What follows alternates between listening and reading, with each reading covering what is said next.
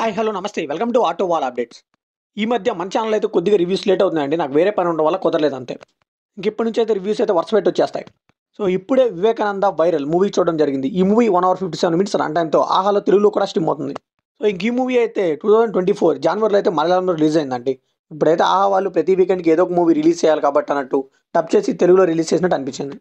ఈ మూవీ చూసాక నా ఎక్స్పీరియన్స్ చెప్పాలంటే మూవీలో అయితే మంచి మెసేజ్ అయితే ఉందండి. మధ్యలో ఒక 45 మినిట్స్ కూడా బాగానే రన్ అయింది. కాకపోతే ఆ మెసేజ్‌ని ఫ్యామిలీ అంతా చూసేలాగా చూపించుంటే చాలా బాగుండేది. ఫ్యామిలీతో అయితే చూడలేం. చాలా ఇబ్బందికరమైన సీన్‌లు అయితే ఉన్నాయి. సో దీనికి తోడు డ్రామా చాలా ఎక్కువైపోయింది. అండ్ అలానే ఇల్లాజికల్‌గా ఉంటాయి ప్రొసీడింగ్స్ కూడా. దీనివల్ల ఏంటంటే ఆ మెసేజ్ అనేది చాలా ఫోర్స్‌డ్‌గా తయారైంది. సో ఇందువల్ల మనకేమనిపిస్తుందంటే యావరేజ్ కూడా కాదండి. చాలా తక్కువ అనిపిస్తుంది ఇంకా మూవీ. నేనైతే మూవీ స్టార్ట్ చేసేటప్పుడు టామ్ చాకో గారు ఈ మూవీలో లీడ్‌గా చేస్తున్నారనిపించింది. సో నాకైతే మంచి కంటెంట్ ఉంటదేమో అనిపించింది. బట్ నేనైతే డిసప్పాయింట్ అయ్యాను. సో ఇంక ఈ మూవీ ఇక్కడే కాదు మలయాళం కూడా బిగ్గెస్ట్ డిజాస్టర్ అండి. ఈ మూవీ ఫ్యామిలీతో చూడొచ్చా అంటే నేను ముందుగానే చెప్పాను కదా! మూవీలో చాలా అయితే అల్లరి కంటెంట్ ఎక్కువ ఉంటుంది. చాలా ఇబ్బందికరంగా అనిపిస్తుంది. థియేటర్‌లో చూసిన వాళ్ళైతే బలైపోయి ఉంటారు. ఈ మూవీ బేసిక్ స్టోరీ లైన్ వచ్చేసి విపరీతమైన అమ్మాయిలు పిచ్చిన హీరో అయితే తనకు భార్య ఉన్నా కానీ ఎఫ్ఐఆర్‌లన్నీ నడుపుతూ ఉంటాడు. సో వాళ్ళని కూడా ఫిజికల్‌గా చిత్రహింసలు చేస్తూ ఉంటాడు. సో అప్పుడు వాళ్ళందరూ ఒకటే ఈ హీరోని ఏం చేశారన్నది రేమని పార్ట్ ఆఫ్ ది ఫిల్మ్. కిమ్ములో పాజిటివ్ విషయానికొస్తే మెసేజ్ అండి. ఆడదాని శరీరం ఆవిడకే సొంతం అనే మెసేజ్‌ని అయితే బాగా చూపించారు.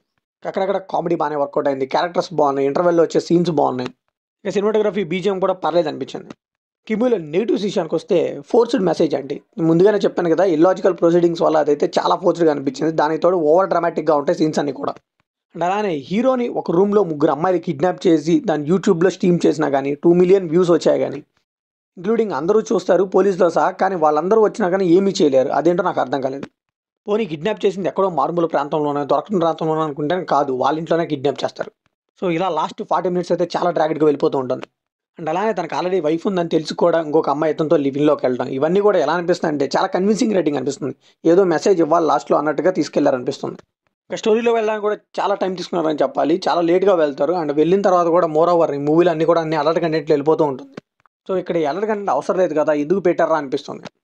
సో ఫైనల్‌గా ఈ మూవీకి మనం ఇచ్చే వర్డిక్ట్ ఏంటంటే స్ట్రిక్ట్‌లీ ఫర్ మెసేజ్ అయితే ఒక్కసారి అలా ట్రై చేయొచ్చండి. ఈ మూవీలో లాజిక్స్, డ్రామాటిక్ ఇవన్నీ కూడా మీరు మర్చిపోయి చూడాలనుకుంటే చూడండి. అడల్ట్ కంటెంట్ కూడా. ముందే చెప్తున్నా ఫ్యామిలీతో అది అసలు చూడొద్దు. ఒంటరిగా ఉన్నప్పుడే చూడండి. సో ఇది కంప్లీట్లీ నా ఒపీనియన్ మాత్రమే. మరి ఈ మూవీ మీకు ఎలా అనిపించిందో కామెంట్‌లో షేర్ చేసుకోండి. లైక్ చేయండి, షేర్ చేయండి. వెళ్ళే ముందు సబ్స్క్రైబ్ చేసుకోండి.